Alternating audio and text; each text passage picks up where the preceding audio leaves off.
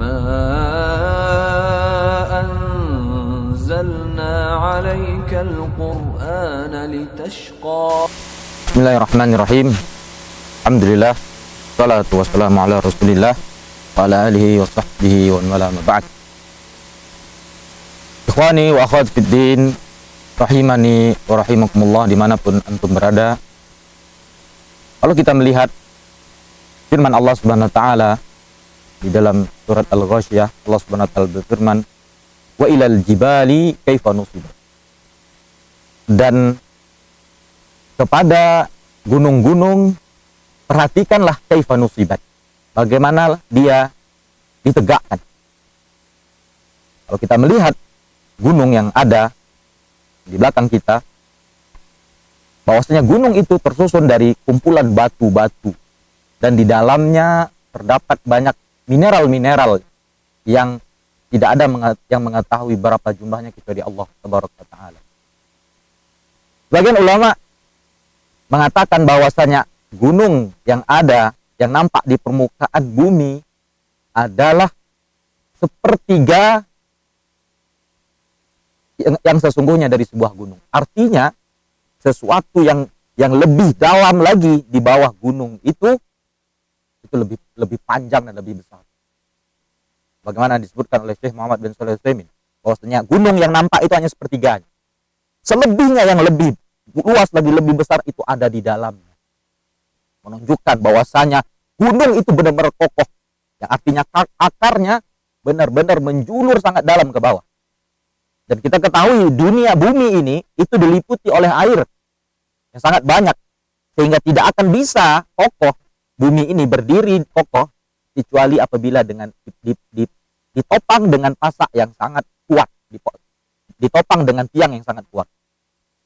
Nah, pertanyaan kita setelah kita mengetahui bagaimana agung dan besarnya gunung, apa manfaat hikmah dari dijadikannya gunung? Allah Subhanahu wa taala berfirman dalam surat Al-Anbiya ayat 31, "Wa ja'alna fil ardi rawasiya." Dan kami jadikan di bumi itu rawasiya, pancang-pancang, pasak-pasak yang itu adalah gunung-gunung. Ya, antamida bihim. Yang tujuannya agar manusia bisa tenang di atasnya, agar manusia bisa tinggal di dalamnya dengan tenang. Syekh Abdurrahman bin Nasir As-Sa'di rahimahullah ta'ala mengatakan, tak kala bumi itu tidak akan bisa tenang, tidak akan bisa kokoh, kecuali dengan jibal arsaha. Allah jadikan gunung itu sebuah tiang pancang, sebuah pasak yang sangat kuat. Tujuannya apa? Agar hamba-hamba Allah ini ya tidak bergoyang di atas bumi itu. Kemudian juga dengan tujuan apa? Agar hamba-hamba Allah itu dia bisa as-sukun fiha, bisa tenang, berdiam, bertempat tinggal dengan tenang di permukaan bumi. Ya. Kalau seumpamanya tidak ada gunung dan bumi ini senantiasa bergerak, sulit kita mau beraktivitas, sulit mau tinggal di sana.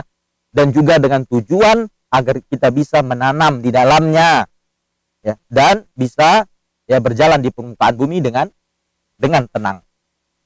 Maka ikhwani fiddin rahimani rahimakumullah, ya, itulah sebuah hikmah yang sangat besar, sebuah kesempurnaan dan kemampuan Allah Rabbul Alamin.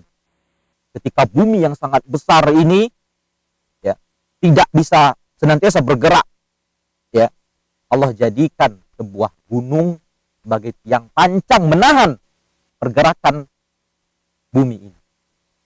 Dan tujuannya adalah untuk apa?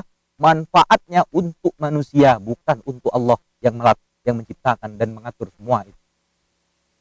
Pantaskah setelah kita mendapatkan nikmat yang besar seperti ini, pantaskah kita masih mengkufuri nikmat Allah Subhanahu wa taala dengan tidak mau rukuk dan sujud padanya, tidak mau membaca Al-Quran, tidak mau mentadaburi kitabnya? Allah telah memberikan nikmat yang teramat besar yang ada di gunung. Ataskah kita kufur kepadanya telah sampai kepada kita sebuah nikmat yang besar seperti ini? Hanya orang-orang yang berhati keras dan orang-orang yang sudah diselimuti dengan kegelapan, kezaliman di dalam hatinya, yang tidak mau mengambil pelajaran dari gunung yang ada pada kita saat ini. Wassallallahu ala nabiyyina Muhammadin wa ala alihi wa sahbihi wasallam. Wa akhiru da'wana alhamdulillah rabbil alamin.